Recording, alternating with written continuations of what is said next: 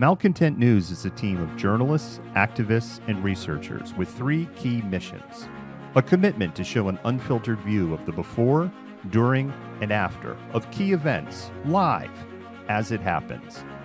To defend the First Amendment using our rights of a free press. And to amplify the voices of underrepresented individuals including Black, Indigenous, persons of color, and the LGBTQIA+ community. Our team is committed to seeking equality for all and holding those in power accountable. The easiest way to support Malcontent News is to bookmark our website at malcontentnews.com, like and follow us on Facebook, subscribe to us on YouTube, and follow us on Twitter, TikTok, Twitch, Instagram, and in the Google News app. To provide financial support, you can become a patron, make a one-time donation through Venmo, or link your Twitch account to your Amazon Prime account and use your free subscription to subscribe to Malcontent News.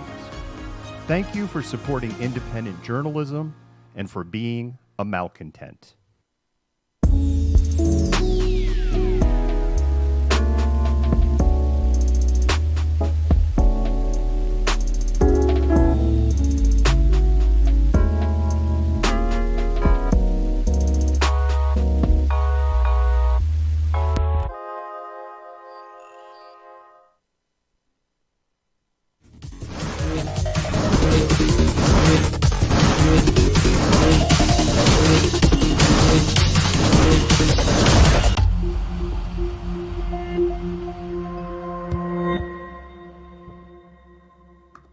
Good evening, Malcontents, and welcome to another episode of Malcontentment Happy Hour. I am David the Malcontent. Today is Monday, November 8th, 2021. We're almost to 2022. We've almost made it. Arsene, perfect timing, and Joy, and Roger, and Rashi, and Renee, and Dora, and Kathy Sleeper. I'm so sleepy. And Rhonda's a new name. Kelly's in the house. I did watch the new Squidbillies. Of course I did. And I adore that they roasted the Proud Boys. I almost lost it when like Glenn was quitting. I can't even remember what they were calling the Proud Boys. But when the leader was like, I even throw Fruit Loops at you to get you in the club. I just lost it. And I love who they have doing the voice. I was a big fan of Unknown Hinson.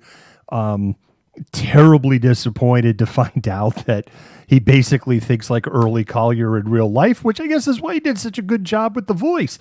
But I just I love that they have a black man do it. It's jarring and it's a different kind of comedy. And I like how they, in a weird way, kind of acknowledge that, like, the voice is different and get over it. And I know it's the final season, so in that respect, too, I'm disappointed that because Unknown Hinson turned out to be a totally...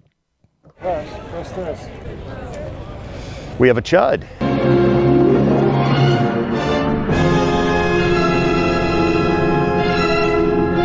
Definitely have a chud. You know, once we, this is why the show's canceled. This is why this is the last season we get. But, oh my God, the way they ripped on the Proud Boys was just freaking fantastic. And the whole, just everything, like the whole Walmart. I mean, that 15 minutes like encapsulated the 2021.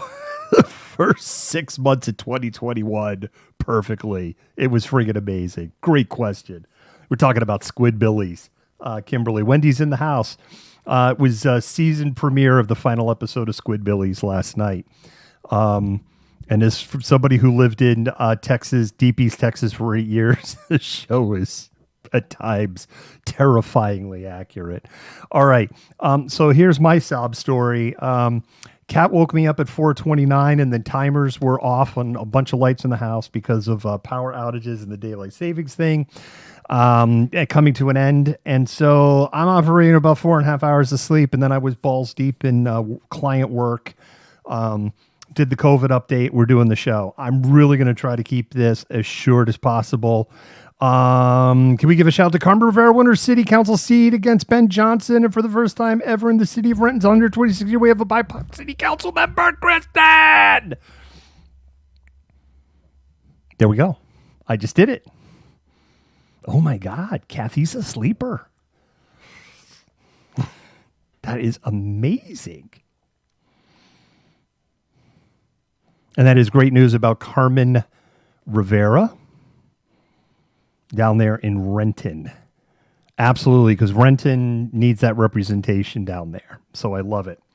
Okay, this is the time. Spam those hearts. Go ahead and spam those hearts, particularly if you're on Facebook. Go ahead and lie to the world that there's actually some content worth watching here. If you are watching us on Twitch or malcontentnews.tv, you can use emotes. If you are a subscriber, you get to use fancy emotes. And if you're on watching us on YouTube, you could just do like a whole bunch of like, okay, little heart thingies. If you're watching us on Twitter, Twitter killed the ability to comment, like, heart, blah, blah, blah, blah, blah. Come on over to one of your channels, and then you can tell us what you think. And if you say nasty things, the mods and admins will kick you out of the house. All right, and away we go. Let's see, where do we want to start tonight? Where do we want to start? We want to start with actually having my show notes on the screen. That would be a good place to start, eh?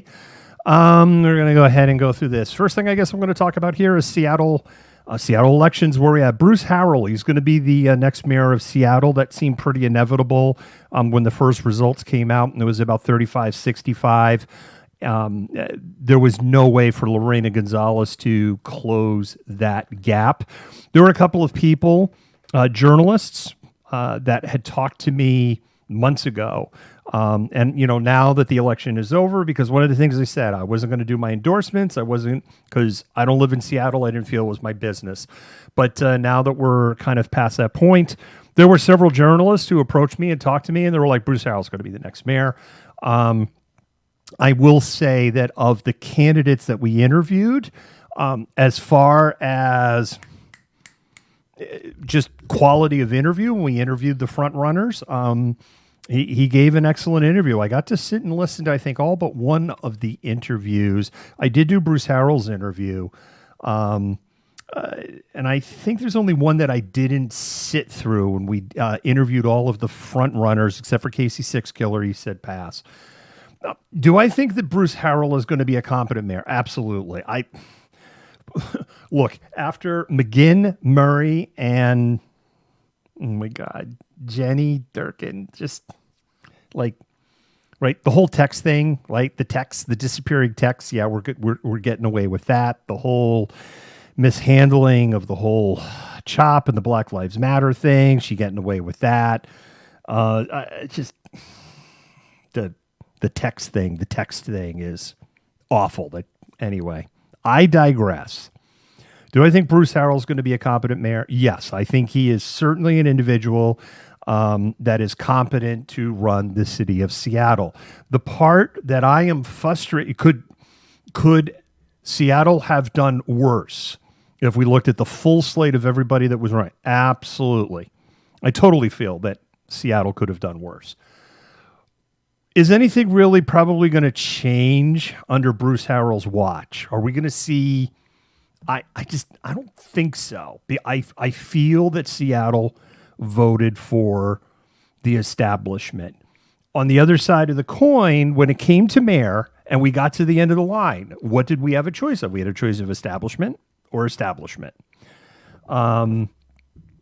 We had Lorena Gonzalez, who is the current city council president, or we could have Bruce Harrell, who was the former city council president.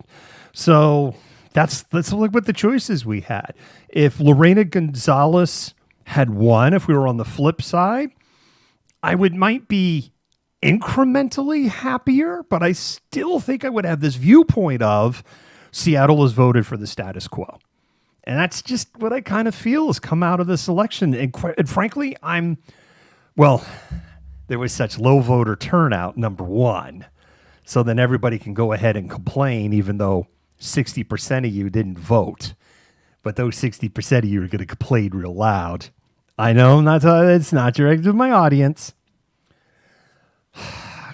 I think there were viable candidates in the primary who have been very good mayors, capable mayors, and could have instituted change. And I think we have establishment. And again, I think the part that's so frustrating to me is the city of Seattle says out loud, we don't want establishment. And yet ultimately that's what we voted for. Do I think that like Seattle, I really don't feel that when you get to the end of the line, was this like the South Park choice, right? Or, was this the 2020 election, hold your nose when you go in and here we fill out our paper ballots at home? No, I don't think so. I don't think it was anything like that. Just we voted for the establishment. Moving on. It looks like Ann Davidson is going to be the city attorney. Here's something that I find pretty interesting in this race, and I'm going to talk about what my concerns are here, what I think is going to happen in this space. You had Nicole Thomas Kennedy, who has her experiences in criminal law, and yet she seemed to really grasp the civil side of the city attorney's role, which is really the meat of the city attorney's job. And then you had Ann Davidson, who has been a civil lawyer for years, and yet her fixation was on the criminal side. I find that a pretty interesting, dichotomy there. Here's my concerns about Ann Davidson. Yeah, I agree, Courtney. I do. Mama KDM knows what I was referring to. Here's my concerns about Ann. Ann's not going to be able to deliver what she promised. And I think Ann knows that and believes that. I sure hope she does. Her supporters have been arguing, vocally that, she's going to prosecute felonies. And it's like, no, she can't. She has no legal authority. And I did ask the question of, can anybody point to me one case in the last 10 years that was tried and convicted as a felony in a municipal court in the state of Washington? It's a trick question because the answer is no. Now, of course, what the answer is that when these cases get kicked back because I've said this before, I said this last year, I'm going to say it again. The problems in King County, Seattle, the problems in the King County prosecutor's office, only 6% of cases go to trial there. 94% of cases go to plea deals or diversion or are kicked back down to the municipal courts. Not all Seattle. If you do a felony in King County, it goes into King County Superior Court because that's how our state constitution is set up. So the people now, she's just, she's going to prosecute this with what? The court's already backed up a year. So the only way that you're going to increase prosecutions is you get more dollars. And people just don't seem to grasp this concept. What do you need? We need more prosecutors. Well, you can't. You have a limited number of judges. You have a limited number of prosecuting attorneys. They can only handle so many cases. And without adding to that machine, you're not going to increase the volume of what's getting prosecuted. The other thing that happened, which is very well documented with the Seattle police, particularly during Black Lives Matter protests in 2020, they would blanket arrest people. They would write up the charges. And quite frankly, the Seattle Municipal Court expressed, and also King County on felony charges, expressed huge frustration because they're like, okay, the person's sitting in jail. You've arrested them. You've submitted charging papers or recommendations for this gross misdemeanor of this felony. And where's the evidence? We'll get back to you on that. We really don't have evidence right now. We're a little behind. We're going to get that. I can't hold a person in jail without evidence because there's this document called the Constitution, and Seattle police and the detectives, you have to do your due diligence so I can try the cases. That's not fixed either. So I feel like Ann has made a lot of promises that a subset of people in Seattle really want that she's not going to be able to keep. And then the other thing is, it's like, where are you going to incarcerate these people? Well, we just need to build another jail. Oh, okay, we're going to go ahead and increase your taxes then to build it. Well, I don't want you to increase my taxes. And I've argued this for years. You know, the other side, I want you to be tough on crime and throw them in jail and throw away the key and punishment. Okay, well, that takes judges, lawyers, guards, prisons, parole officers, electricity, food, heat, medical care. It ain't free. So we're going to have to increase your taxes to do, No. I wanted you to do that magically for free. The other concern that I have about Ann is that it's the civil side. That's the main part of a city attorney. It's not the criminal. It's the civil. And the lack of focus on her platform in that area is a concern. And here's the third thing. She negotiates the spa contract. Happiest mother that Ann Davison has won. I should say winning. It's not declared, but it's going to be very, very difficult to close this 3.8% gap, I think is what it was the last time I looked. It's going to be very difficult to close that gap with the number of ballots left. It's not impossible. It is really highly improbable. She gets to negotiate the spot contract. And so you got a Trump-supporting Republican that's going to negotiate the spot contract. And when we've interviewed people in the city council and we interviewed people running for mayor, there was a universal complaint that the current contract is crap and it is opaque and that people in the city council don't even know what's in the contract. And we're just going to get more of the same there. So, all right, I beat that one in the ground. The next one I want to talk about is Dow Constantine. Why King County? Why? Like, I don't get it. Apparently, there's a lot of people that, Dow Constantine is apparently like Nickelback and Madonna and Justin Bieber. I hate him. He's awful. I can't wait to get rid of him. That's why we voted him in again. Y'all buying his albums. Y'all downloading his music. You all clicking on that Spotify, giving them more Dow Constantine. I don't, this is the guy. I left the Democratic Party because of him. I'm out. I'm done. No. And Joe Wen was a viable candidate with no skeletons in his closet, with the potential experience to do this job. I don't get it. Like, nobody is happy with the King County Council. No one is, but apparently that's not true. Apparently y'all are happy with the King, and apparently people are happy with Dow Constantine because he was elected again.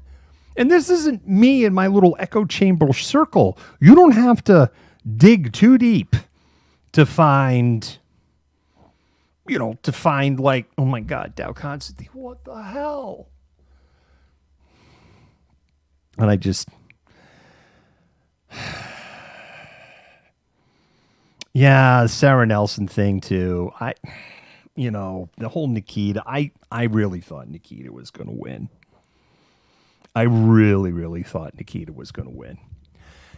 And I mean, that's ultimately the other thing. I tweeted this the night of, on Tuesday night last week. Seattle, I have said, there's one of the biggest takeaways that so you can tell I'm tired because I'm having to gather my thoughts. Usually I'm more snippy like this.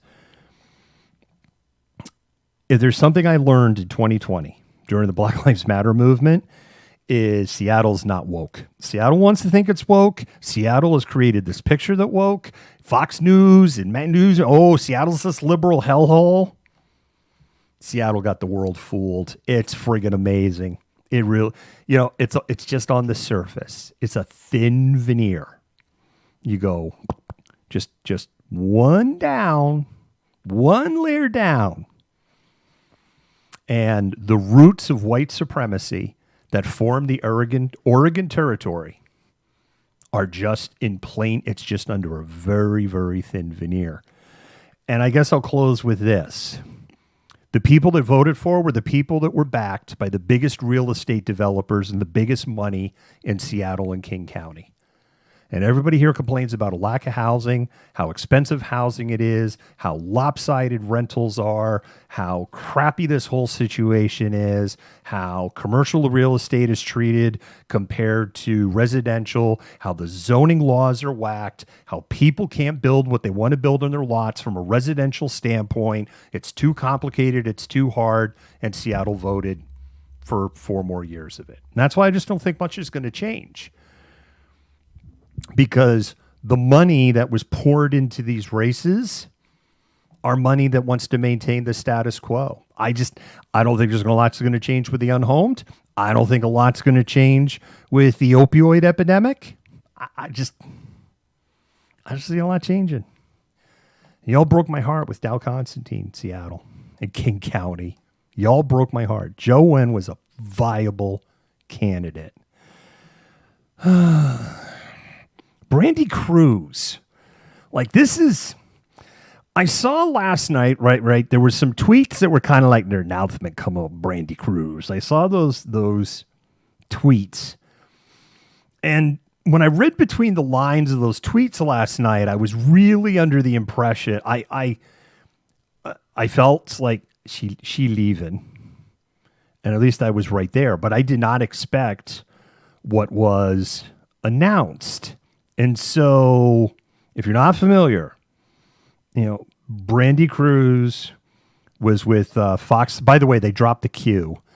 I have a feeling Q was bad in the branding, which is not a slag on Fox 13 as a station, but they were known as Q13. They dropped the Q in their branding. I find it amusing. Brandy Cruz started at the station. She's been there 7 years. I didn't know she was there that long. I read that today. I didn't know that. I thought, I guess she must have started as a reporter or something, or in, a producer. I don't know. I didn't know she was there 7 years, but she started a show, The Divide. I want to say late 2018. It's like one of those shows that I think people think it's running a lot longer than it did. And I was surprised. I was like, wow, that's all it was. I want to say it started in late 2018. And I think for about 6 months, there was kind of this centric view. I know I enjoyed, there was a time where it was like, I'm getting up in the morning and Q13 was playing, Fox 13 was playing in the background. And I liked Casey Aitchison. And then you would have, like maybe once a week, Brandy Cruz would do something. There was MJ. I can't think of everybody else. And I would have it on, like, I don't want to say background noise, because background noise just implies it's just on. You're not paying attention. I have it on, and I loved. I mean, Casey. I loved Casey Agency. Like she's just like a lovable nerd, and I say that with all the love in my heart. I do not, no disrespect in the word nerd. She's a nerd, and I don't know. I could associate with her. Kellen's in the house. See, there you go. Casey was on. Yes, I agree. And Brandy was pretty central. I know that we linked to something of one of Brandy's videos from 2018, or it might be 2019. It's one of her early videos where, whether it was accidental on purpose, whether it was accidental or on purpose, her whole segment on The Divide was like completely arguing for defunding the police. I don't know if she realized it or not. So, but it was. But anyway, what Brandy announced is she's doing her own thing. She's going to go full independent journalist. She's creating her own show. She's paying herself through Patreon, apparently. She's racked up hundreds of patrons like that when she announced it. I know that... I guess she was on Ari Hoffman today. She was with Dory Monson today. And she had a big falling out with Fox 13. It sounds like her POV. And it also sounds like, when I did some other digging, it sounds like it was that they wanted to take they wanted to change something about The Divide. What I don't know. I know from an outside observer, as much as Brandy will go like, no, I'm calling it as it is, and I'm in the middle. I really don't know anybody that feels that way. Going further to the right. So we'll see where it goes. It'd be interesting to see. But basically, her position is that she could not do her job working for media organizations in general. And again, I guess what it boils down to is she wanted to take the divide in a direction that I'm going to presume that not only Fox 13 didn't want to go, but other news organizations probably didn't want to go either. The show apparently got the plug pulled months ago. I wasn't aware of that. I did reach this point where I was like, haven't seen anything on Brandy Cruz in a while. What's going on? And then it was kind of announced like her show got renewed and then it was canceled just a couple of weeks later. That was back in September.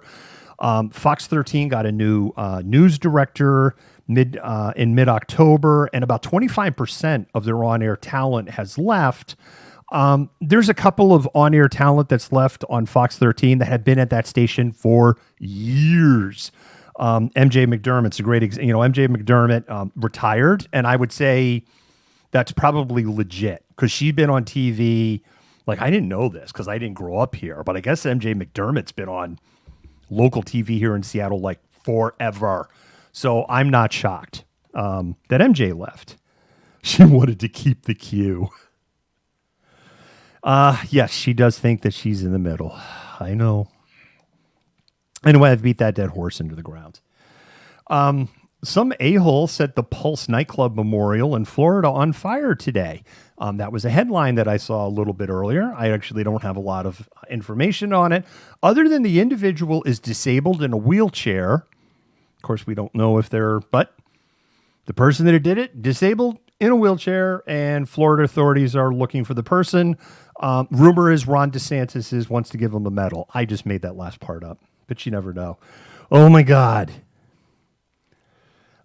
Two like crazy stories. We'll talk about MTG first. Marjorie Taylor Greene, one of Jennifer's favorite people. Marjorie Taylor Greene is like, we're going to impeach Biden. We're going to impeach Biden. We're going to impeach Biden. We're going to impeach Biden. We're going to impeach him. Come 2022, we're impeaching his ass. We're going to impeach him. And like, people are like, and when I say people, I mean in the Republican Party, they're like, give it a rest.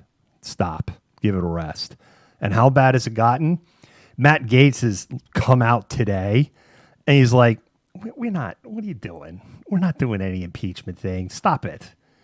Because like, if we impeach him, then the only thing that's going to happen is every time a president gets elected, the first thing that's going to happen is, well, let's impeach him. And this will just be the new American way. If he does something terrible, then we'll impeach him. But he hasn't done anything terrible. Shut it. So this is Matt Gaetz. Matt Gaetz is the voice of reason. We have a theory that there's one brain that's shared among about 8 Congress critters and 2 senators. And it appears Matt Gaetz had the brain today.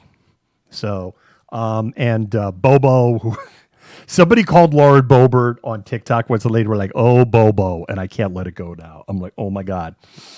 But Bobo, MTG, definitely, and Josh Hawley, these 3 did not have the brain this weekend. I think Matt Gaetz had all the horsepower, or Matt Gaetz probably like, Matt Gaetz is like, I got to start sucking up to Biden because I might need a pardon here in a little bit. Yeah, that ain't happening, Matt, but okay, whatever. Crazy story out of Arlington, Washington. This is a crazy story. Know the individual's name. They have not been formally charged, so I can't say who their name is, but we've got confirmation of their name. We know their name, we know their age, we know their address, we know their criminal history. It already exists, and I can't talk about it yet. But I can talk about the craziness that happened at Arlington. So apparently on Thursday morning, a person showed up at the hospital in Monroe with a minor gunshot wound to their pinky. That's all we know. That was the word, was minor gunshot wound to the pinky. Now, when you show up in an emergency room with a gunshot wound, people call the police because they're like, oh, hey, how'd you get the gun? Hi, we have somebody here with a gunshot wound. You might want to come and talk to him. And so they were more than happy to go like, yeah, this dude in Arlington shot me. And oh, by the way, he's a convicted felon. He's not supposed to have guns. Interesting thing as a convicted felon, because, voter information is public. Yeah. Registered to vote and voted in 2020. Maybe a little voter fraud happened there too. Baby. You can guess which one they voted for. A lot of projection from that side. Yeah, I can't wait for this story to come out. We have lots of information on this dude. So they send the SWAT team out there because he has guns and he's crazy and he has all security cameras and a fence. And anyway, SWAT team goes out there and they negotiate, get him to surrender, find he's got guns. Kind of like, we got in an argument, blah, blah, blah. He got bombs. And I don't mean like bombs, multiple. We're not talking like one boom, boom, multiple bombs. And the bomb squad was out at that house for 2 days doing controlled detonations. And it was interesting on social media because they were having all these posts on social media like, there are going to be some booms. For people who aren't in the local audience or who don't live on the east side, all the community groups, when there's a boom, there's like 1,000 posts, whether it's Facebook or Nextdoor. Did you hear that boom? What was the boom? So anyway, they're getting ahead of it on social media. Like they're going to be booked for 2 days. We blowing up. And like, how many bombs did this dude have? How many controlled explosions are you doing? What? Raymond got to be coming soon. Because he's, as of this morning, was in jail for investigation of. This, by the way, is the second person from Arlington who was some crazy doomsday prepper with multiple bombs on their property and had a standoff with police and got arrested. And the police had to blow up of the Arlington. Are you okay? Are you good? What's going on up there in Arlington? Are you sad? Can you show me on the pig where Antifa hurt you? Where did the Antifa touch you on the pig?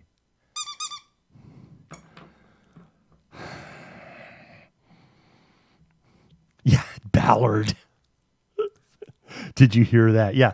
Yes. You're not having to worry about your neighbor and their multiple bombs and a control explosions. Like Arlington, what the hell? Are you trying to compete with Snohomish? Not the county, the town. Are you in competition? Is that it?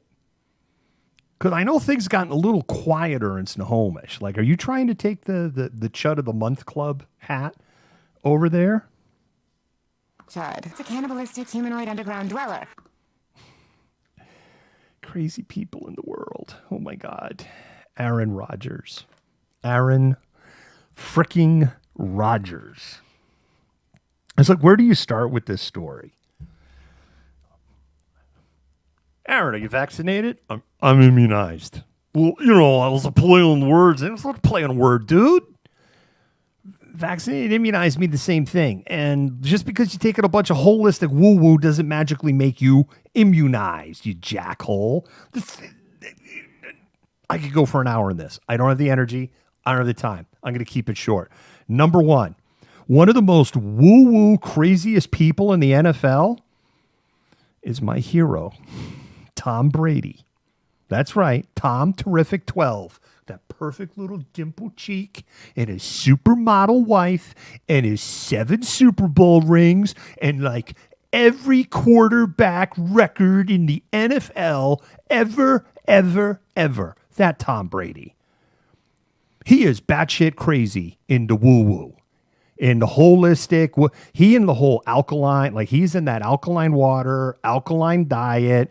His personal mentor was sanctioned because I'm a doctor. He ain't doctor.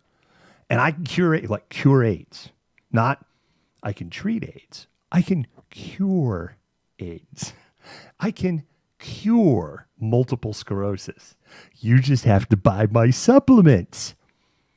Tom Brady is so far up this guy's ass that it's probably 50 to 60% of the reason that Bill Belichick and Tom Brady had the falling out, and Brady's now playing in Florida. I'm not making this up. You go look it up. When it comes to like the whole nutritional medicine, alkaline pH, Tom Brady's friggin' got, he took a couple of hits to the head. I don't know. But this is where he's batshit crazy. If there's anybody in the NFL that you would think wouldn't be vaxxed, admit it. You have to admit it. It'd be Tom Brady. Tom Brady's vaxxed. I mean, so it isn't just this whole, well, I did my research. By the way, can we just put the whole horse pace thing to bed now?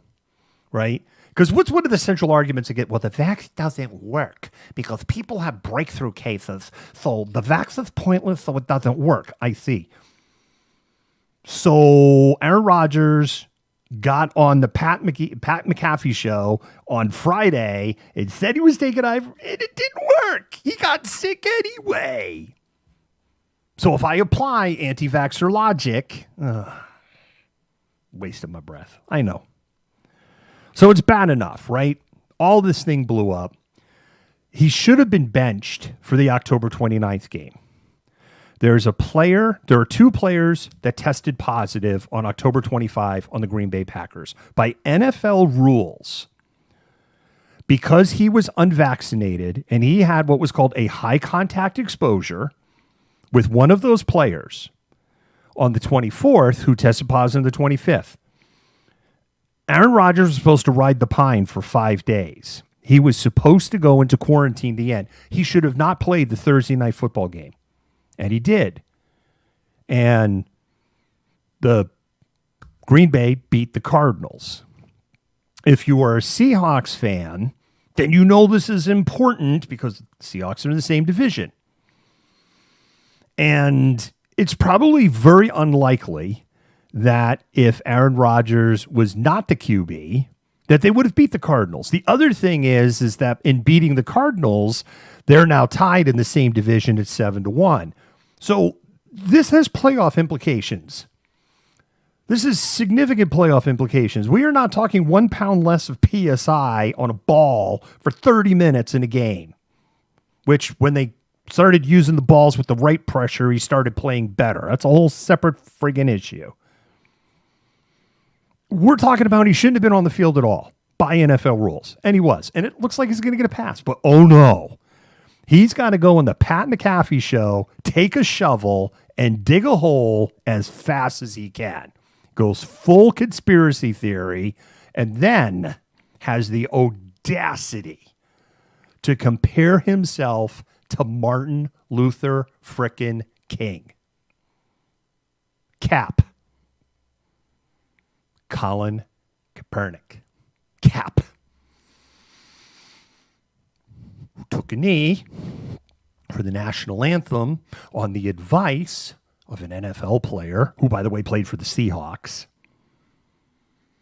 and was Green Beret, and saw combat in Afghanistan and Iraq. And he told Cap, instead of sitting, which is going to piss people off, if you take a knee, you can have your cake and eat it too.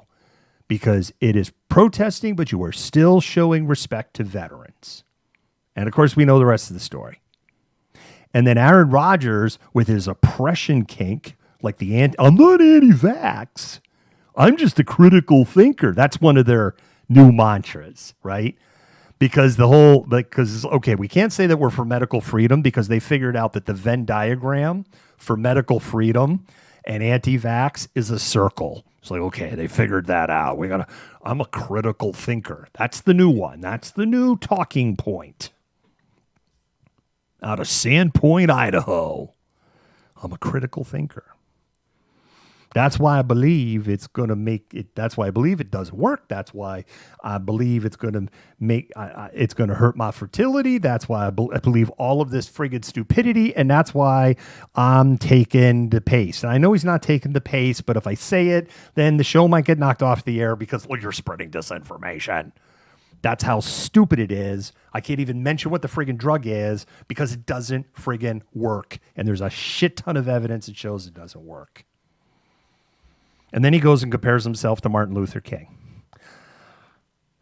After Cap gets run out of the NFL for standing up for, oh, that's right, BIPOC voices and racial equality. Something that Martin Luther King was fighting for. And then Aaron Rodgers. And so what did State Farm say today? Everybody has their own opinions, and we need to be respectful of kind of all of the views that everybody has. And although we are very disappointed with his position and some of the things that, it's just such a load of shit. What happened at State Farm? Bunch of PR people got together, a bunch of quants got together. They ran some Excel sheets. What they figured out is that we're going to lose X dollars if we keep them. We're going to lose X dollars if we get rid of them. And if we get rid of them, we're going to lose more X dollars. So now we're just going to make some woo-woo comment about free speech and whatever, and we're not going to do anything. And so at the end of the day, the NFL is probably just going to fine him and the Packers. Now, I just want everybody to understand this. I really want people to understand this. Aaron Rodgers on Friday spewed disinformation that will literally get people killed. That is not hyperbole. That is a stone cold fact. Because he only reinforced for some people the bullshit that they have absorbed. He spread disinformation that is getting people killed. That is what he did.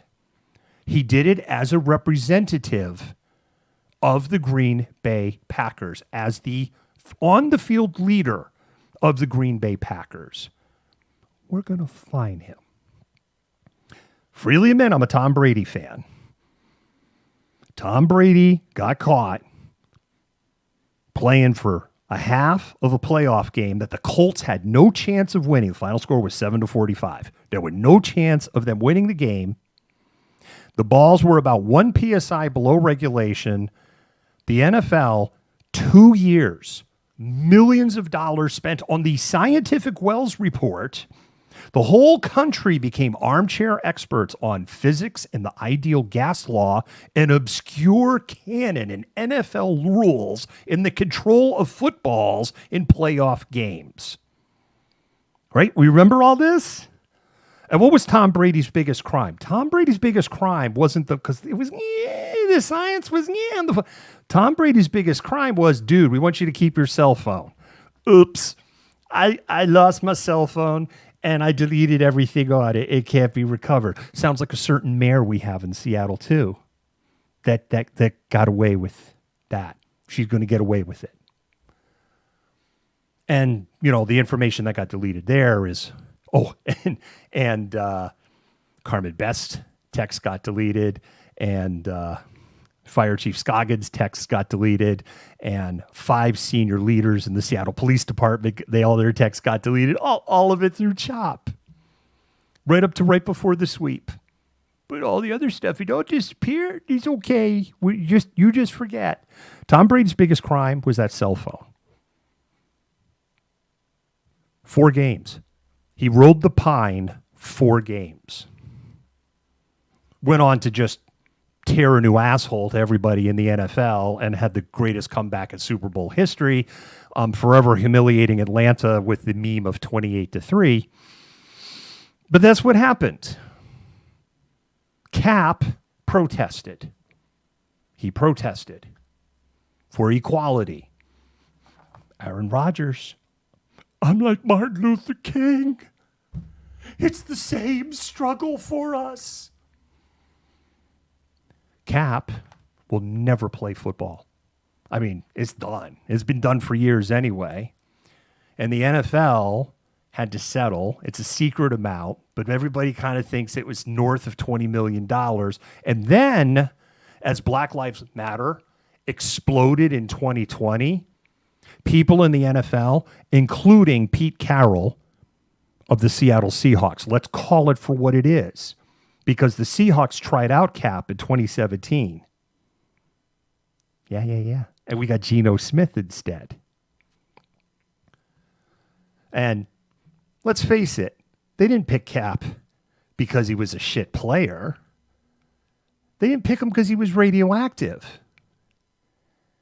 But even Pete Carroll in 2020 was like, we should have given him the job. Roger Goodell, we're after Jacob Blake got shot. Roger Goodell, we should have listened to you. It's a load of crap. If you want to see what white privilege looks like, it looks like Aaron Rodgers. It's gross. And that's right. Thank you. And by the way, black lives freaking matter. All right. And on that happy note, hey, it's been over a year and Joe Biden is still president, but that's okay. The Q nutters, right? It's now Thanksgiving. He coming back Thanksgiving Day. They moved the goalposts again. He coming back Thanksgiving Day. It was 11-4. It was going to be 11-3. That was 11-4. Remember, they were all out there in they didn't understand it was Dead Kennedy's concert. They thought it was going to be. Anyway, Thanksgiving Day. You wait. Trump's coming back. Thanksgiving Day. And then they'll move the goalpost again. We're going to step again here. Insurrectionist Evan Newman. He was a bad guy. This guy was looking probably at some serious time, punched some cops during the insurrection, and yet somehow, with all of the travel restrictions, he's been able to get his happy ass to Belarus, which is really ironic because Belarus is labeled by the United States as a socialist outpost of tyranny. I'm not making it. Go look it up. Do a Google search. Belarus, socialist outpost of tyranny. That is how the United States labels Belarus. So he's left the sweet freedom of America to go to socialism. And the word is he's going to ask for, diplomatic asylum. I want asylum because bad things are going to happen to me if I stay. And Belarus is a non-extradition country. I love him. The hypocrisy is so thick on so many levels. Like, this is the whole, well, why don't they just stick around and make their country better argument? So basically, you illegally emigrated to Belarus by getting onto an illegal airline flight, illegally moving through multiple countries to get to Belarus illegally to ask for asylum. Belarus apparently needs to build a wall. The irony is just beyond. And we can't let the show go if we don't talk about everybody's favorite insurrectionist, Jenna Ryan. Do y'all remember Jenna Ryan? Jenna Ryan's the one, she flew down in a private airplane from Texas. She's a real estate agent. She got asked, you want to go on the plane? And she thought the guy that asked her to go was cute. She was hoping to hook up with that guy, but there was someone else on the plane, another woman, and he hooked up with her, so she didn't get the score she was looking for. But, she documented everything. She was there with I'm feeling hella cute. Think I'm going to try and overthrow the government today. I don't know. Went into the Capitol only for a couple of minutes, though. Got arrested, was very upset. It was like, it's okay, Donald Trump going to give me a pardon. Donald, give me a pardon. And he like, Jenna, who? And then she doesn't get a pardon. And then she's like, well, it's okay because I'm blonde and I'm white and I have a good future in front of me. And they're not going to send me to prison. Yeah. Jenna going to 60 days. That's all she getting, 60 days and a $500 fine. Of course, she didn't get to score with the cute guy either. So she didn't get that going for her either. She's going to find out that prison not a country club. I'm sure she'll be I'm going to write a book. I've already written it. Do a search. She is detached from reality. But anyway, her happy ass going to prison.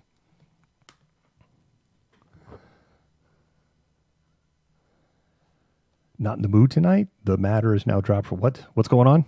What do we do? What do we do? What, where, who, when, why? I don't know. Somebody pissed off a mod. I see that comment there. Yes, we got our infrastructure bill. No thanks to Cinema or Manchin, but yes. And interestingly, there were Republicans across the line. And you know what? I have to agree with some of the other liberal pundits. I think it is very crappy that AOC and several other, because it wasn't liberal enough and didn't vote for it. This is the kind of things that the Republican Party lives for. This is why the Republican Party beats the Democratic Party every single frickin' time.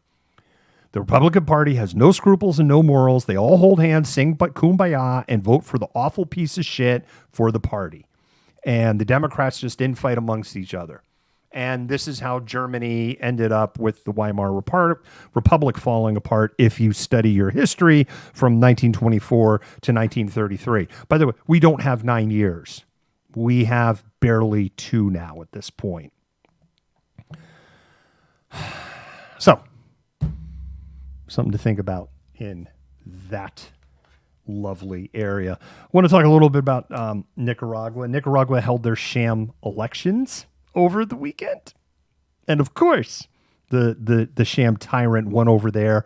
Just a reminder, the United States, by proxy, created Ortega. This is not true. We were fighting against him. By doing it, we helped create him.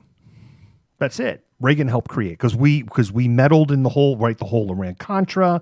We're gonna sell weapons to Iran because we actually didn't think that Iraq could win the Iran-Iraq war, but holy shit, Iraq might win it, and then that means Iraq will control Iran and Iraq, and we can't let that happen because it'll have too much power over the region. So we're going to sell weapons to Iran, even though we hate Iran, so that Iran can fight the Iraqis, and they could just stalemate, and we're going to play both sides. Then we're going to take the profit from those sales from CIA shell companies set up in France, and we're going to buy weapons to sell to the Contras in Nicaragua. We're then going to take the money from the Contras, and we're going to fuel Colombian drug lords to send cocaine and drugs into the United States so that we can make minorities look bad. Reagan was amazing, wasn't he? What a guy. And we're still paying for it. We're still paying for it today. Iran hates our guts, and Nicaragua is still a shit show. And Nicaragua's, I got a soft spot in my heart for that country. I do. And it's heartbreak. It's a beautiful country. I'm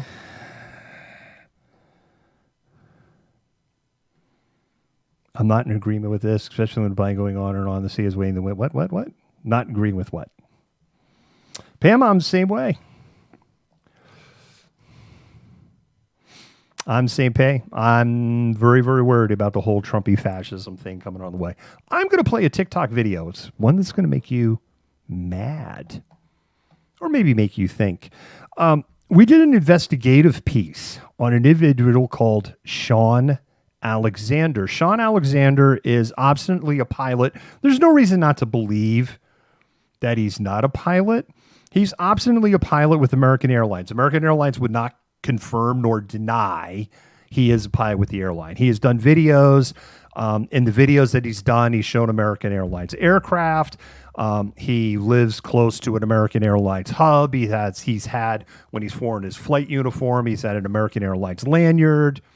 He's probably an American Airlines pilot. And my guess is he is probably not. I don't know what the commuter airline they contract with. I don't think he's like the full-on big plane American Airlines. I think he's a commuter pilot.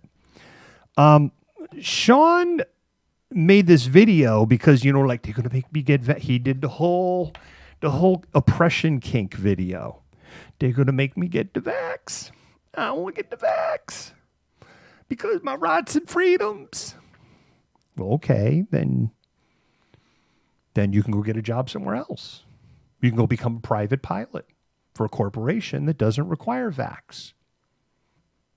Seems pretty. There's a shortage of pilots. There's opportunities for you to be a pilot somewhere else. Why you got to work for American? I digress. So we made this video. Video is on TikTok. It didn't get a lot of traction on TikTok, but it got picked up by Candace Owens and Betty Goodman on Twitter. And it got over 2.8 million views. And it got a lot of traction, and he got some interviews. But there's a story about Sean Alexander, and I'm going to share that story with you. So, through the miracle of technology, ta-da! Hopefully this works. Long video warning, and I want to thank Tizian for bringing this person to my attention. We're going down a deep rabbit hole. Meet Sean Alexander. Sean is an airline pilot. He went viral after this video. He is a self-described airline pilot. He claims he is not anti-vax, but that he is pro-medical freedom. People like Candace Owens and Betty Johnson helped him go viral by retweeting his TikTok video. But there is a much bigger story here. Sean has aligned himself with U.S. Freedom Flyers, but they're only a shell. U.S. Freedom Flyers is in a partnership with Health Freedom Defense Fund, which was founded by Leslie Manookian of Sandpoint, Idaho, which was incorporated in August 2020 in the state of Wyoming. Manookian was the writer and producer of the anti-vax propaganda docudrama The Greater Good, released in 2011. Donations to U.S. Freedom Flyers, the Health Freedom Defense Fund, aren't tax deductible, but you can donate to the Weston A. Price Foundation if you want to make your donation tax deductible. What is the Weston A. Price Foundation? Weston A. Price was a Canadian-born dentist who in the 1920s and 1930s did non-science research into tooth decay and made some bad assumptions about nutrition, medicine, and vaccination. Which leads us to Sally Fallon Morell, who founded the Weston A. Price Foundation in 1999. And does the foundation have an established position on vaccinations? Yes. The website has a whole section on vaccinations, and their position is vaccinations as practiced today is a 200-year mistake. Sally Fallon Morell was also the co-author of this piece of disinformation, Why Viruses Are Not the Cause of Disease. Which brings us back to Sean Alexander. Now, Sean told Betty Johnson he's not anti-vax, he's just pro-medical freedom. But that Venn diagram, as we know, is really small. And Sean is aligned to a long list of deeply entrenched anti-vax advocates. But wait, there's more. In 2014, Sean publicly posted on his own Facebook page that he had been banned by Vimeo for promoting get-rich-quick schemes. So is Sean just an egregious pilot who's looking for his medical freedom? Or is he the founder and president of Cell Sauce, a company he incorporated in Texas on December 21, 2020, which, in the name of medical freedom, sells supplements that have not been FDA approved or researched. And on the Cell Sauce website, you can buy supplements just like this one for the rock bottom price of $35 for a 30-day supply. Supplements that he promotes here on TikTok. So Sean Alexander is connected to Leslie Manookian, who was connected to Sally Fallon Morell, and supports the Health Freedom Defense Fund, which is the shell for U.S. Freedom Flyers, for a guy who sells supplements under the banner of medical freedom. Ain't that something? Ain't that something? How many times have I said it? There is no anti-vaccination movement. There are grifters. There is disinformation. There are politicians with their hands out that are raking in the donations. But when you connect all the dots, there are very, very few people that are involved in the spreading of this information. And isn't it amazing that when you go up, it goes up into those same group of little names? How can somebody write a book and claim they're a healthcare advocate and say that viruses don't cause disease? The viruses don't cause disease? They're making money on this. But, you know, he's just an egregious pilot who happens to sell supplements. And when you follow those trees all the way up, by the way, the Price Foundation, yeah, they push supplements hard. It's amazing how it all works. The other thing is, if you go back on the TikTok and watch that video on that back of the bottle, there's typos. Of course there is. By the way, this guy flies your airplane. Keep that in mind. This is your captain speaking, Sean Alexander. I don't believe in science. And I think that this is levitated into the air by the magical powers of God. So I need everybody back there to pray so that the plane doesn't fall from the ground and kill us all. Well, that's actually, this is kind of, yes, this is what it roots to. The other thing that I learned in making that video, and that video actually started in a whole different way, in a whole different direction. And as I started going down the rabbit hole, I was like, whoa, right? And I brought receipts. This whole movement that started in the 20s on don't eat refined foods, no refined white flour, blah. I was stunned to learn that a lot of the people that were advocating this in the 20s and the 30s, first of all, they were nuts. Like Kellogg, Dr. Kellogg was out of his mind. He was out of his mind. The only contribution to the world he gave us was cold breakfast cereal that doesn't dissolve into mush 15 seconds after you put milk on it. And the whole thing about the cold breakfast cereal and the milk is because they were advocates for raw milk. That raw milk is healthy for you. You don't want the pasteurized. No. It's the raw milk. That's what that was about with the cereal. All these guys were white supremacists. And they were all into eugenics, like all of them, including Dr. Price. When you go through, all of this stuff is steeped in white supremacy. You can't talk about that on TikTok. If you're a white supremacist on TikTok, you can be white supremacist all day long. But if you call out a white supremacist on TikTok, you get your content taken down. So, yes, and also graham crackers, like. I think Dr. Price pushed graham crackers. Graham crackers were all about this is gonna take the venom out of your snake. Okay, you eat some graham crackers, it's gonna take the venom right out of your snake. Gonna quell those desires. Is that why they pushed the graham cracker crust on pie so hard once upon a time? And yes, Kelly, you were like, and I do like my cold cereal also, but not with raw milk. We got, I'm going to do one more. I actually got another one that we're going to play. And this one is about these, I don't know if you heard about this story. This was big news over the weekend. And, it became big news over the weekend. The incident happened on Wednesday. There is a cookie store in Eugene, Oregon. It's called Crumb Together. Crumb Together has been a target for anti-maskers apparently for months. And I guess the reason that they are targeting this particular store is because the owner has been very hardcore on you're wearing a mask if you want to come into my store. And so these two lovely people, I will introduce them to you in a moment. They went into Crumb Together on Wednesday, and they were looking for trouble.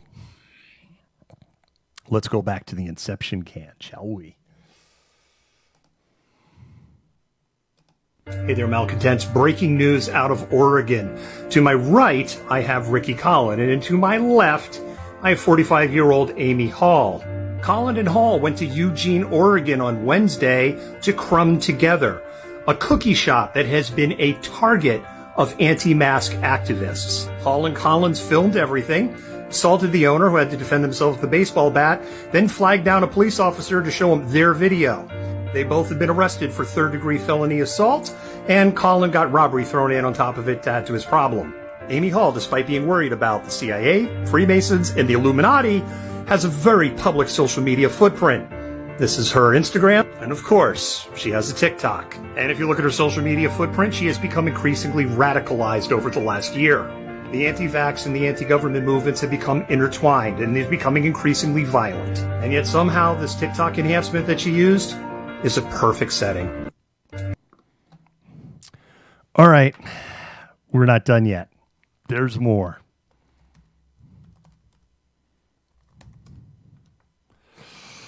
Give me a minute here. Why do I have... Oh, it's making me do something stupid. I don't know why. There. Boom. Yes, I am me. Thank you. I'm going to play just for a couple of seconds a video, because if I play... This is a video that's on her TikTok. If I play more than a couple of seconds of this, we're going to get a community guideline strike. By the way, TikTok says there's no problem with this video. So let me go here back to Magic View. And we'll go ahead and play this. But again, I'm only going to play it for a few seconds.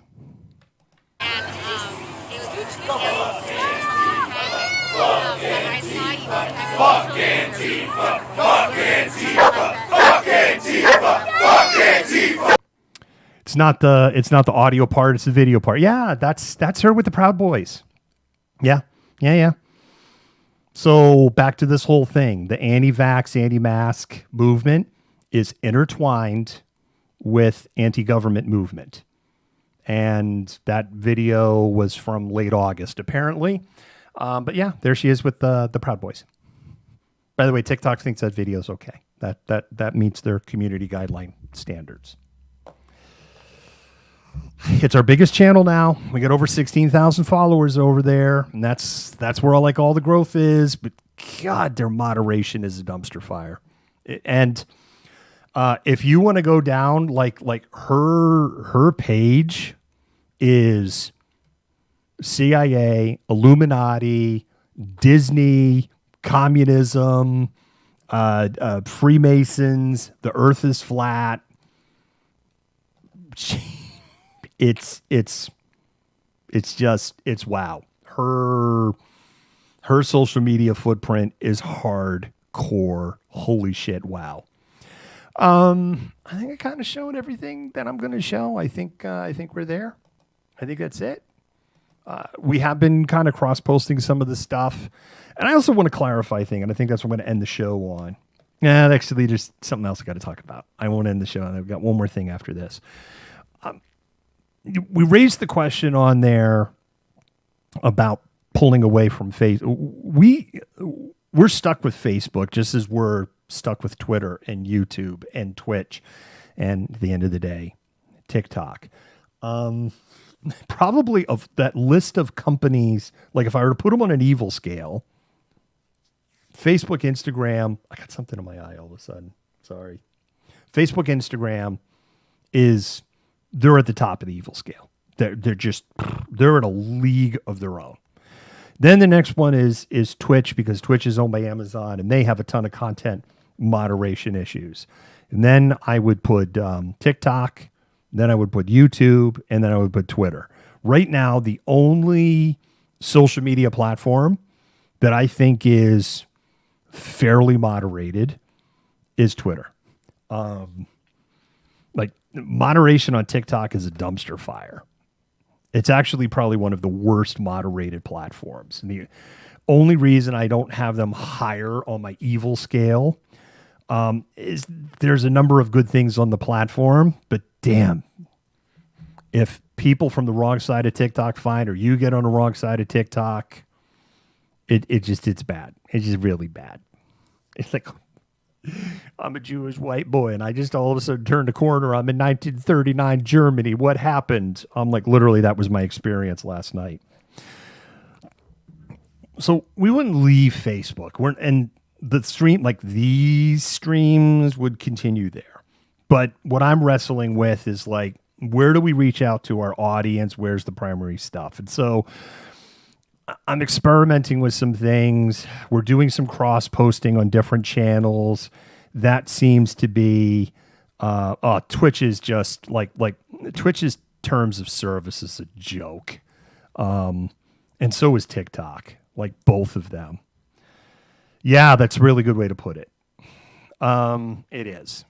So we're not leaving Facebook, but I've been saying for like 2 years, I want to pull back. I want to be less dependent on the Facebook platform. And unfortunately, as much as I want to pull back, we're still dependent on that platform. The other thing that I have said, not to this group, my audience, but we want to reach more of a national audience. This is never going to grow past where it's at if we just remain as the focus of Puget Sound. We don't have the resources. I don't have the time. I don't have the energy. We don't have the team. And quite frankly, we're all exhausted. And TikTok is enabling us to reach a national audience with really fast growth for as gross and evil as it is. And I think ultimately what it comes down to is this. Facebook for a content creator is 100% pay for play. Look at how many of you complain. I never got a notification. Yeah, you didn't get a notification because we don't pay Facebook anything. So Facebook isn't popping the notifications. That's why you're not getting the notifications. Facebook wants a check. At least when we go live on some of the other channels, they pop a notification. This is what I mean by Facebook is evil. If I do a live on TikTok, like TikTok will tell me, first of all, TikTok will tell me you have 4,000 of your followers are online right now. Facebook doesn't give me that information. So I can actually, so there's times I've looked at it, there's 1,200 of my followers. I'm not doing a live. Forget it. Stupid idea. That's number one. Those 4,000 followers, when I go live, they get a notice. This is why I don't think there is evil. You got a notification. I'll tell you, Pam, a lot of people do not get notification on Facebook for the show. A lot of people don't. I am so glad, Arky, that we are here tonight. Thank you for joining us again, Arky. I wanted to give you a shout. I saw you were there. Anyway, we're not leaving Facebook like 100%. That's not happening, so don't worry about that. The other thing that I like about TikTok is I can produce content so much faster on that channel than any of the other, sans Twitter. Twitter, I can create something like that. But to create like a compelling video, it's so much easier on TikTok than it is certainly then, like, because Facebook has no creator tools. If I make a video for Facebook, I'm in Adobe Premiere. I've got to do all this editing, and I love doing it, but I don't have the time. I'm so cooked with running the marketing agency. I'm so cooked. So, and that's where just things are at. And I want to grow the audience. So anyway, there's that. The last thing I want to talk about, because I know people have been like, you put this thing up. I know things. Go get your booster shot. What do you? And it's like, I can't tell you. I could talk a little bit more about it. There isn't anything yet. People in the medical community come to me. They tell me things. And sometimes I hear things that I can't share as much as I want to be able to share them. But there's a little more things that have come out today. Dr. Kajita, I hope I'm saying her last name right, who your local epidemiologist, in her update. Dr. Fauci alluded to it today, and the World Health Organization alluded to it tonight. Europe's a dumpster fire with COVID. It's all over the place. Like Portugal, 88% of eligible people in Portugal are fully vaccinated. And Portugal is just like its life is normal. They're in an endemic state. Their number of COVID cases they have is at 8% of their peak. They're endemic. Spain is 80% vaccinated. They're in a very similar situation. They are in an endemic state. Italy is in good shape. Remember, Italy got hit at first, and everyone was like, holy crap, it's for real. So Lucy's getting the point. I've seen all the comments here. I'm getting my booster. I'm getting my booster. This is exactly, y'all figured it out. Y'all figured it out. And that's what the message is about. We're seeing data in the countries that got vaccinated early. UK. Italy had it earlier, and Italy, they had a big push, and they're in much better shape. Israel. These were countries that got vaccinated very, very early in the game. And Israel kind of led the way because Israel started getting this next wave. And what it was, first of all, Israel wasn't as vaccinated. Israel's so high. They're about as vaccinated as the United States. Facts. Go look it up. They are not a high. They were like Alaska. The vax became available because Israel has a very old population, and the old Jews, I'm a Jew, I can say it. I'm almost an old Jew. But then it just flatlined. That's it. They were like Alaska. Alaska was like one of the most vaccinated states. Alaska got to about 60%. The end. And look what happened. Alaska, 2 weeks ago, was, if it was its own country, it would be the worst in the planet for COVID. And that's what happened in Israel. And so Israel started doing the booster program. And that ended it. It's done. UK, also one of the earliest ones. And also UK was very heavily dependent on the AstraZeneca vaccine. And I always joke that the Johnson & Johnson vaccine took the short bus. The AstraZeneca was apparently the kid that was like hanging out behind the gym smoking cigarettes.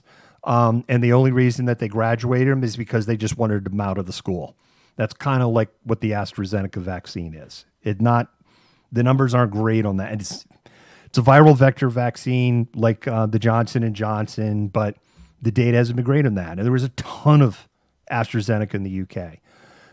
They started pushing, they're starting to push boosters hard, but they really let their guard down too soon. They have a lot of people that have been vaxxed for 8, 9, 10 months with no boosters, and a lot of people that got vaccinated with the AstraZeneca vaccine, which was fine for the original one, for Alpha, and it's 60% effective with Delta, which is, for a vaccine, you're getting close to it don't work. Basically, if a vaccine's below 50%, it just isn't considered to work at all, right? It's like, might as well be zero. This is why, so like, what do I know that I can kind of hint around here? There are subsets of people in this country in certain vocations that got vaccinated late December, January, February. But this was, if you look at a calendar, 9, 10, 11 months ago. And a number of breakthrough cases in that subset and group of people is starting to go up. And it's starting to go up kind of fast. And what's happening is, we know that we've linked to it on our website. Immunity is estimated from 3 to 63 months based on the data that they have available. And they're like, but average immunity, 16 months, half-life, 142 to 185 days. And that's what the data is playing out. Let's love the vaccine. The only person that said the vaccine was forever was Donald Trump. Literally. The only person. And if people were watching me back then, they know I was just like, oh, for the love of God, it's a coronavirus. It's slippery. It mutates. There's no such thing as a forever vaccine for a coronavirus. If there was a forever vaccine for the coronavirus, we wouldn't have the freaking common cold. And no, COVID is not the common cold, but it's a coronavirus. Coronavirus has caused the common cold, among other viruses. But that's one of the families that does.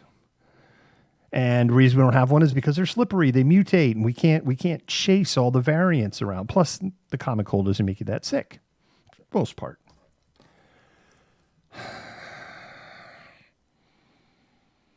So, Stephanie, that's good to hear about the Vax Clinic. I love it. Yes, there is still age limits on the boosters. However, what they've added to, if you have a mental health condition, if your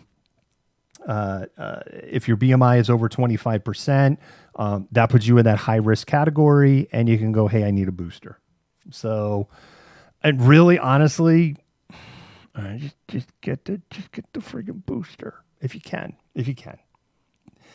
Pfizer is petitioning. That's the big rumor, that Pfizer is like, hey, we want to get approval for boosters for everybody 18 and over. this is just all happening at a really shitty time. And the reason I say this is happening at a shitty time is you have Europe that is in the middle of another wave. It is mostly Eastern Europe, low vaccinated countries, but Norway's having issues. Greece is having issues. Finland is bad. Russia's a dumpster fire. Like Russia's saying we have 40,000 cases a day, new cases a day, 5,000 a day just in the city of Moscow, and 1,200 people are dying a day. And we know that those numbers are cooked. We know those aren't real numbers. We know it's worse. Everybody knows it. Just like I'm like, China's numbers, come on, they're a fantasy. And Russia's numbers are a fantasy. But you have this happening literally on the same day. They were like, hey, guess what? Come fly to America and bring with you Delta View 21, which is this new variant. And so what my belief is, we have like Florida and Louisiana and Texas, and we have Ron DeSantis, and we have Greg Abbott, and then you have Kay Ivey in Alabama, right? They're all declaring mission accomplished. Like literally, Ron DeSantis put out the mission accomplished. We're done. Mission accomplished. Mission not accomplished, guys. You're not accomplished, but okay, fine. He's a mission accomplished. Whatever. You say mission accomplished. So we're making all the same mistakes. You have tons of fatigue. I'm fatigued. I'm fed up. Flat out, I'm fed up with wearing a mask. I'm fed up with it. I think, like, you're just I'm fed up with wearing. I will probably continue to wear a mask even if this is even done, because you know what? I enjoy not having a cold and flu. I won't wear a mask all the time, but I think in the wintertime, I think I'm going Asian, because in those cultures they wear masks. During and that's why, and I think I'm going to rock it, because I like not having cold or flu. I've had just kind of like, I feel kind of a little shitty for a couple of days thing. I did have that one thing with the sore throat. That was awful. Right. But then it was like, holy crap. How did I pick that up? I don't know. All I know is like, I don't like getting that shit.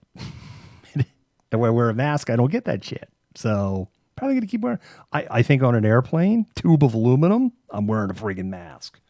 By the way, Dr. and Mrs. Malcontent and I, when we flew to Africa, when we flew to Namibia in early February of 2020, we wore N95 masks on the planes. We wore them there, and we wore them on the way back. So, but I'm sick of it. I'm sure most of the people watching me right now are sick of wearing a mask. Are sick of just all. We just want it to be done. There's huge fatigue. But British Columbia is having like their worst spike ever. We just opened up the Canadian border. I know they get tested, but come on. I know. You can buy the fake shit. And there's going to be some a-hole. That's all it takes. It just takes one. And they drag it over. And it goes both ways. We could drag it over there. But it just takes one. Same thing with the flying over, the flying back. And all of this is happening right at the holiday season, right as UK is peaking, right as we have this variant in the UK that is slightly more transmissible. There's nothing else gnarly about it, but it is more transmissible than the original Delta or the A1 through A4 variants.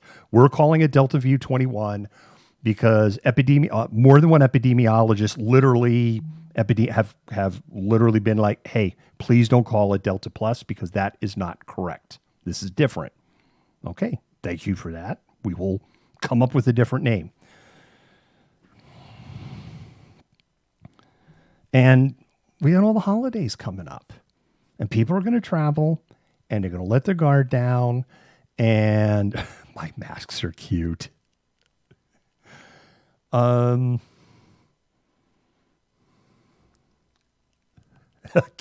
Kellen, that's so you. You could be dropping F-bombs behind your mask. I could totally envision this in my brain. You were just dropping nonstop F-bombs from behind your mask.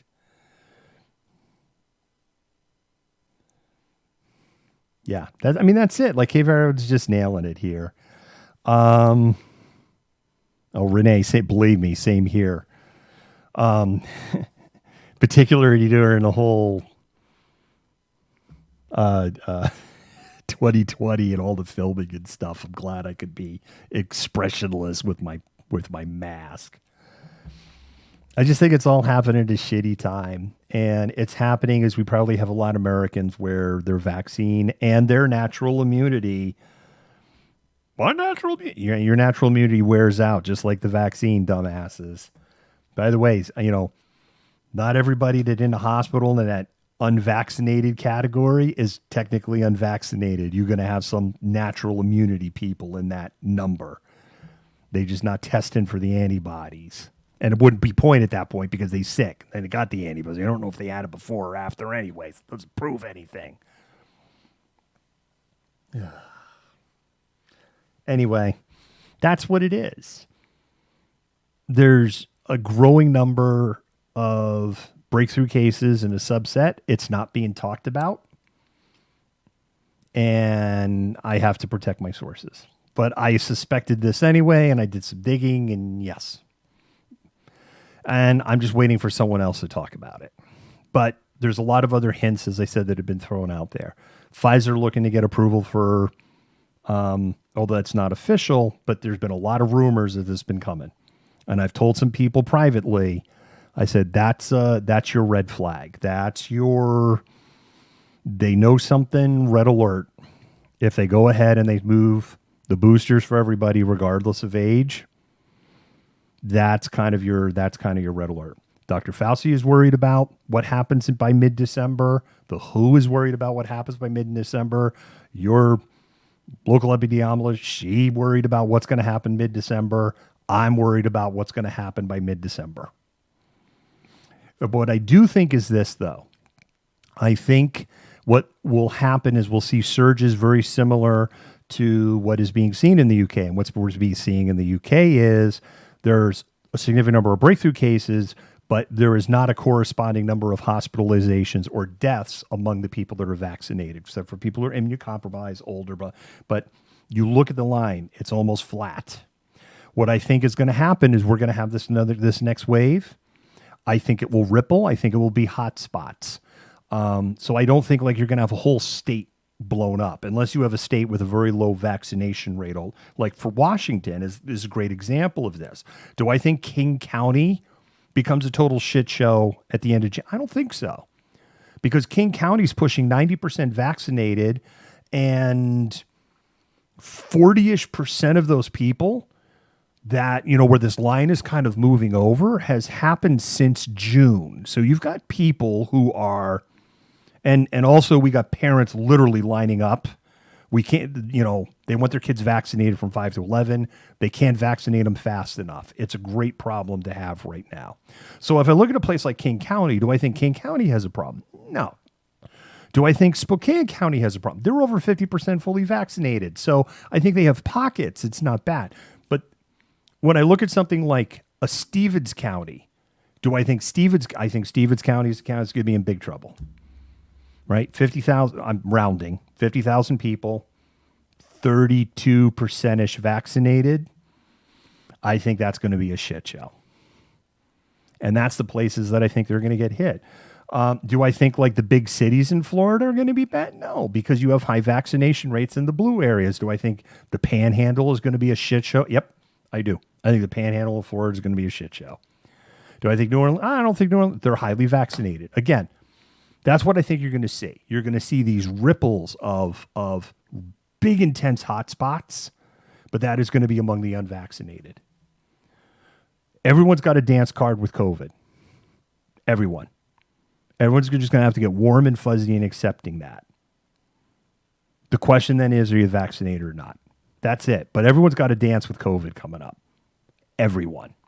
I'm not saying you got to dance with COVID coming up December, January, February. But you got to dance with COVID at some point. The question will be if you're vaccinated or not. So if you're not vaccinated, get vaccinated. And if you're eligible for your booster, get your booster. I got my booster, and I had no side effects at all. I was on Team Johnson & Johnson. I was very vocal about it. I live streamed my immunization on April 18. I went Team Johnson & Johnson because the J&J vaccine was so effective against the beta variant in South Africa. It's part of the reason of why the beta variant it disappeared. It got nuked. It's gone. And the J&J vaccine was part of it because they started just, oh my God, it works on there. South Africa was like, give us a J&J vaccine. And not that good with the Delta. And ironically, the viral vector, the more traditional vaccines have more side effects than the mRNA vaccines. Particularly, no, I'm not a woman, but particularly a woman. The data that's out, we had linked to this on our website, by the way. The data that's out there showed that J&J plus Moderna, that was the way to go. That's the magic combo. So that's what I went with. And I think people know I had the J&J. Holy shit, that laid me out. That was awful. But nothing. I'm more than 2 days in. Sore in the injection site, little sore neck, little sore in the back. Kind of, it's kind of like you got your tetanus booster sore. That's the way I would best describe it. And that's it. Head was clear. I actually got a ton of shit done the day after. Like I had written off Sunday. I got like a ton of projects done on the house. Well, I feel great. Let me go do shit. And I think I had projects done in the house because I didn't assign other shit to keep myself busy. So please go do it. Why? What's going on? Wait a minute. What? Why? What's going on with Kellen? Kellen, what's going on with your sister? What did I miss? Cal, I'm very sorry to hear this. I hope everything is okay with that. Yeah, Dora, same thing. And like a little, it's not even like a headache. I think it was just more because like the neck was a little stiff thing. It kind of, again, like tetanusy. I'm going to close on some happy news. I do have some happy news. I'm going to get the feels. Kirkland had their vaccination clinic. That's where I got my booster. I went there. There were 3 things that happened there. 3 things that I thought were pretty amazing. The first thing that was amazing was there was a whole family that was in line behind me. They didn't speak English. They spoke Spanish. They had the translator come over. And so because they're directly behind me and they're all first time. They're all first time, which is awesome because their vaccination rates are so high. There isn't a whole lot of people. They were all there. They were all getting their first shots. So that's huge. I had a person come over, introduce themselves. They recognized me. I was in the waiting area, and they thanked me. They thanked the team. They thanked for the coverage. Their other half is a doctor. Their doctor appreciates everything that I do. And then, of course, you hear that because, there's some days today was a day. Today is a day for me, too, where I just want to scream because I have, I just finished talking about what I see coming for December and January, late December into January. And I have the same feeling that I had in July of 2021. I have the same feeling I had in October of 2020. I have the same feeling I had on March 12th of 2020. And I just feel like I told the Modded admin team today, I said, I feel like I'm on the high ground on a tall hill. I'm watching the ocean go out for the 4th friggin' time. And I'm like screaming down at the beach going, there's a tidal wave coming. You need to get up off the beach. You got to come. And then people are just on the beach like, well, would you look at that? Well, that almost looks like what happened like last time. Let's go tide pooling. So it's frustrating. I had another person come up to me. And they told me they're getting vaxxed because of us. That's why they were there. And they wanted me to know. And that one person has made the last 20 months worth it. That one person has made the last 20 months worth it.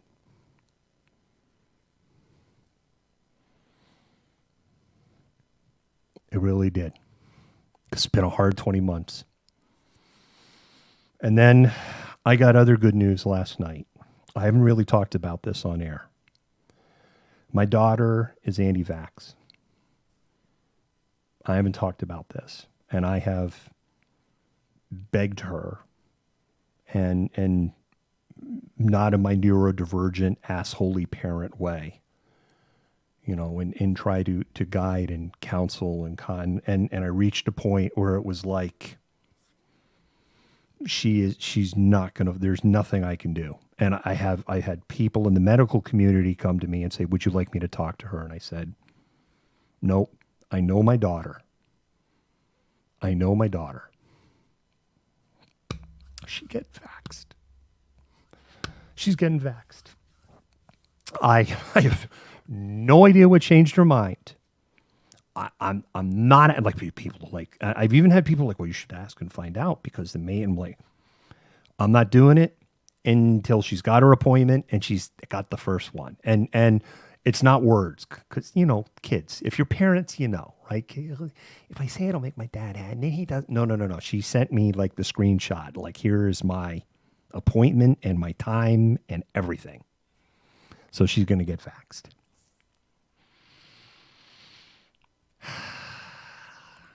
So, and once you got then I'm going to go. So what changed? So what happened? You know, what made you change your mind here?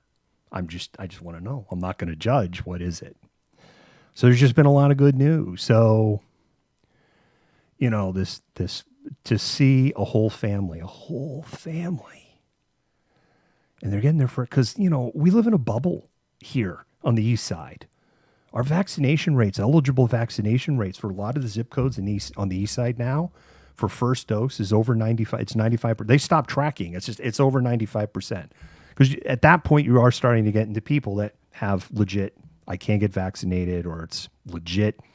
I don't like it when people say to me, there is no religious exemptions. It's bullshit. That's not true. It isn't. We researched it. There are legitimate religious exemptions. They're tiny. It's a tiny list, but there are. And you're doing a disservice if you say it's all bullshit. Now, if you're in the military and you went through BMT and you went through MEPS, you went through BMT, you went through A school, and I know A school, I'm showing my age because they don't call it A school no more, and you got all of that, and all of a sudden you found, yeah, that's bullshit. Religious exemptions in the military, bullshit. If you didn't have any issue with everything else and your deployments and all that, I'm cool with that. Yeah, then the whole A school thing is bullshit. I mean, not the whole I found religion in the military is friggin' bullshit. But there is, in the real world, a handful of small legitimate things. So anyway, when you get past 95%, that's why. But we live in this bubble on the east side. So you don't have like, wait a minute, your whole family, you know, when they were there. I don't know if it's a funny story, but I'll close with just this little bit and we're going to call it a night. It's with that same family. Apparently, you know, they're looking for the path of least resistance. I'm trying not to, my Spanish is rusty and I'm trying not to listen. But the translator tells them, the translator's talking like to someone else and then tells him that Johnson & Johnson is single dose. And if you all watch the show and you all read our content, you know, Johnson & Johnson technically is not single dose. Yeah, the protocol says it's one dose, but the protocol also says you get a booster at 2 months. It's not single dose. It's 2 dose. So I just leaned over. I didn't talk to them. And I'm like, excuse me. But I do a lot of coverage on this. And the protocol with the FDA is that you get a booster with the Johnson & Johnson at 2 months. So it's really not a single dose anymore. I was very nicely told to stay in my lane. Not by the translator, but by one of the But then anyway, somebody went and checked and was like, oh yeah, it is. And then there was kind of like all the oh shit looks on everybody's faces at the table. They still went with the J&J, but they scheduled them for the second shot for January. And of course I wanted to be like, you want the Moderna, don't get the J. But I pick my battles. But the good news is for that family, got them scheduled on the spot for the second doses. So that was the important thing. We called shot day running the gauntlet, Roger. Peanut butter shot. We're going to inject this stuff that's got the viscosity of peanut butter in your ass. It's going to leave a lump. It's going to hurt. Walk it off. And Gen X goes, we trained for this. We were told our entire childhood to walk it off. We've trained for this.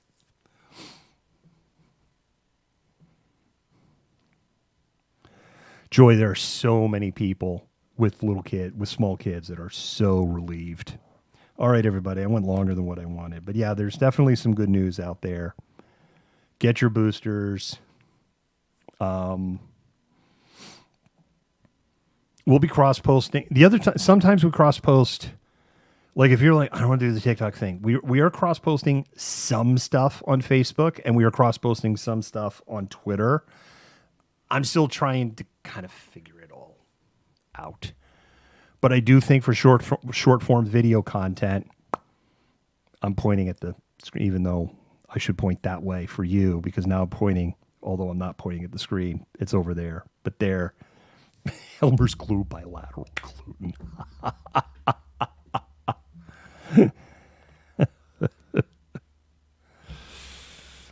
Melissa, I see what you're saying thing here about Moderna and Pfizer. Right now, what the evidence shows, there's no harm and no foul. If you're Team Moderna, you go Pfizer, or if you're Pfizer and you go the other way. Basically, what they're saying is, because what I've heard is a lot of people can't find the Moderna vaccine. So I was actually pretty shocked at the Kirkland event. What do you want? We got it all. Because like everybody's like, I can't find Moderna. And so I was like, wow, cool. So the advice is get the one you can get. I've already written about this. There are outlier reasons where you might want to, cross the streams.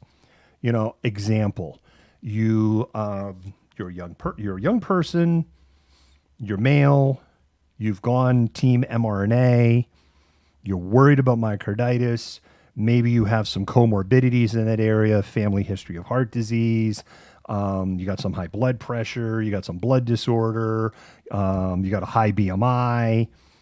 You might want to go Team J&J for your booster in those scenarios, right? Because if you're getting a booster and you're in your 20s, you're either in the medical field or you're in a high risk category anyway. So on that, not a doctor, talk to your doctor if these are your concerns. But you might want to go Team J&J on that very narrow little edge case.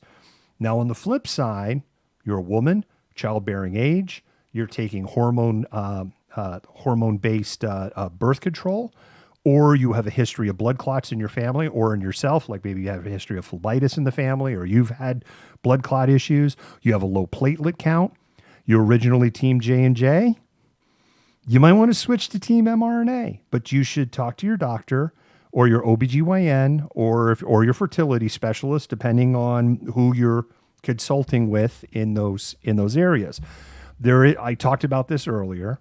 The evidence out there is if you're Team J&J plus Moderna, that's the best combo you can get if you're on Team J&J. You're almost up to full Moderna with that. You're at 94% after you get your 2 weeks after that. Thank you, Joy. That's exactly it. Tracy, you got the A student. That's the Ivy League. Moderna went to Ivy League. Just a Kiwi gal, and I'm so glad you're here tonight. Novavax, we see that in the news. I don't know a lot, right, because it's not here in the States, so I don't know a lot about it. I've read a little bit about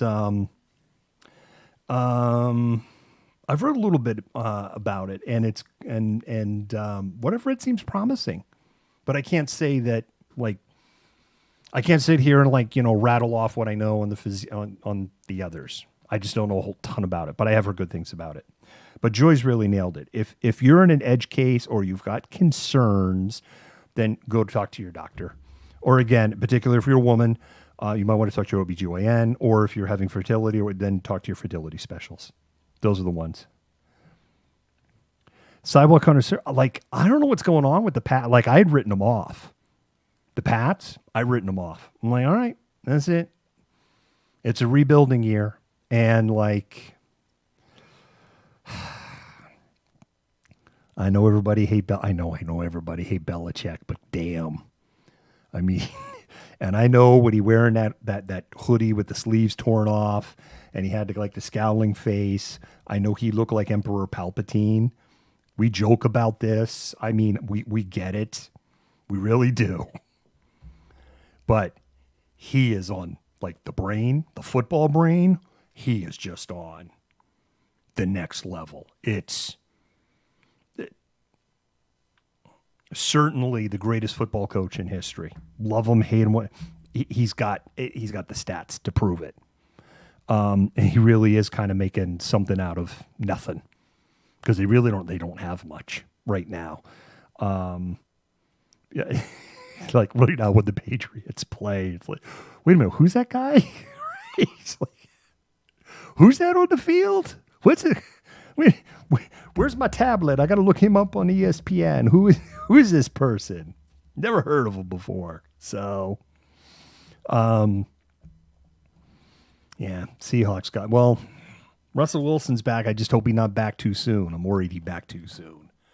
So we'll see what happens there. All right, y'all. I'm so friggin' tired. You got no idea. Friggin' cat. Oh, my God. Oh, I'll close with this funny story. So anyway, I already said the cat was at 4:29 this morning. Like, hey, I went outside. Wake up, asshole. I went outside, 4:29. His litter box clean. He had food in a bowl. He just woke me up to be mean. And then just as I fall asleep anyway, some lights on the timers come up in the room that's next to the bedroom. And it's just like, oh, fuck my life. Anyway, Sunday.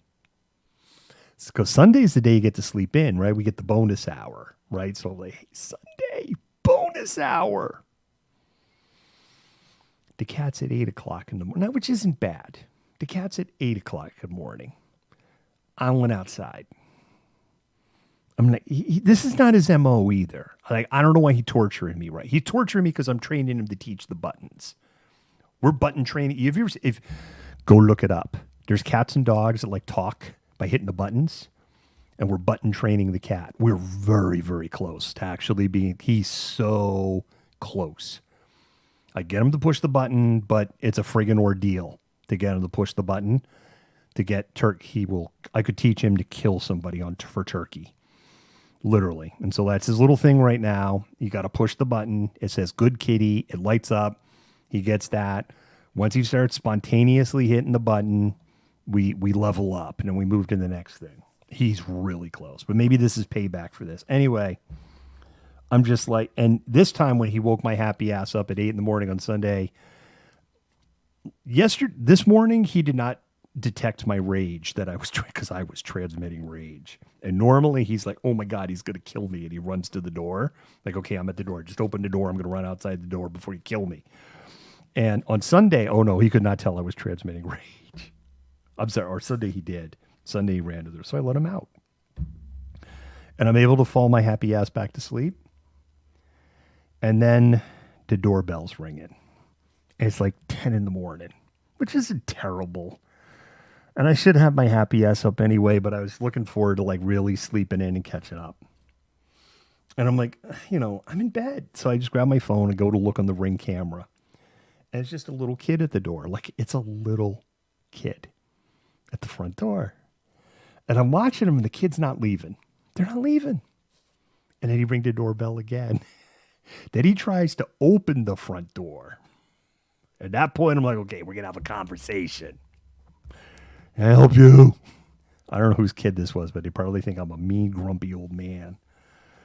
Your cat wants to come inside. I'm not making this up. Thank you. Your cat wants to come inside. We're like, oh my God. Fine, I'll go put on some clothes, open the front door, and cat just kind of walk in like, hey, how you doing? Thank you for letting me outside. Let me back inside. And I'm just like, and I don't get to sleep in. That's it. I just don't get to sleep. That's it. And then again, like tonight, don't get to sleep. Well, Makarov go get to be out in the storm tonight. So your cat wants to come inside. And I'm just like, I'm watching. I'm like, why isn't he leave? Just no one's coming to the door. Why aren't you leaving the porch?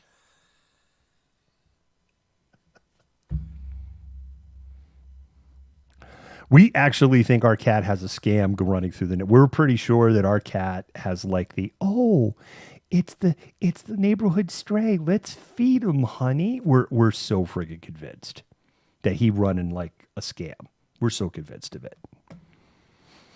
Because he's very friendly, little orange, fluffy kitty. If you want to, you can find this on TikTok. There's a video I do on TikTok, and there's a hair that looks like it's sticking out of my neck like this far in a TikTok video. It's fucking cat hair. Oh, Yasmin, so I'm working on getting him trained with the buttons. We're so friggin' close. We're so close. The funny thing is, I'll close with this. I know I keep saying I'm going to close, but I'm really going to close with this. This is the funny thing on the button. He still hasn't quite figured out he needs to push. He holds his paw up in the air.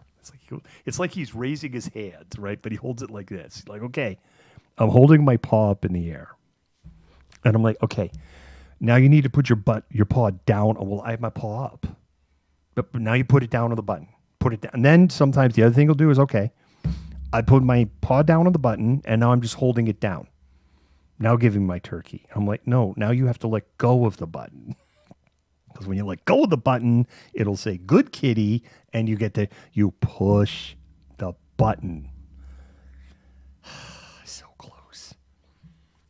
He's so close. Oh, he's been indoor, outdoor all the way along. I've trained my cat to do I call it kitten garden. It's time for kitten garden. And like Dr. and Mrs. Malcontentment and I were eating dinner, and he sat down, he's looking at us, and he raised the one paw up in the air. And I'm like, look at him. And I'm just like, you dumbass. If you went and you pushed the button, I would give you something to eat so fast it would make your head spin. You would not believe how fast I would move to give you a reward. Push the button. Pull the lever, crunk. Road lever. And that's my closing thought.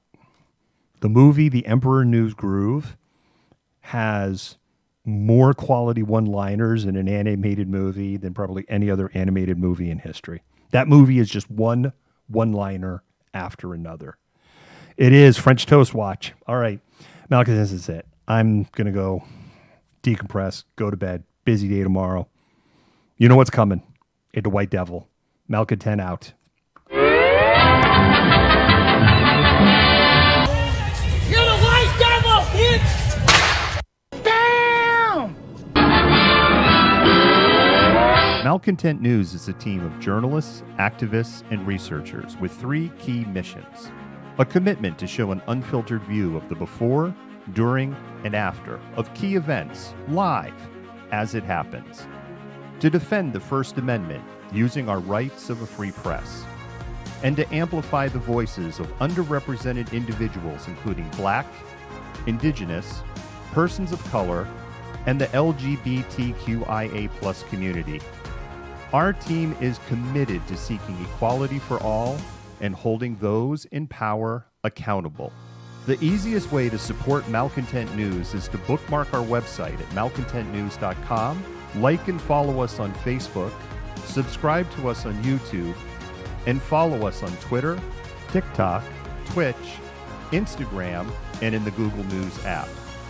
To provide financial support, you can become a patron, make a one-time donation through Venmo, or link your Twitch account to your Amazon Prime account and use your free subscription to subscribe to Malcontent News. Thank you for supporting independent journalism and for being a malcontent.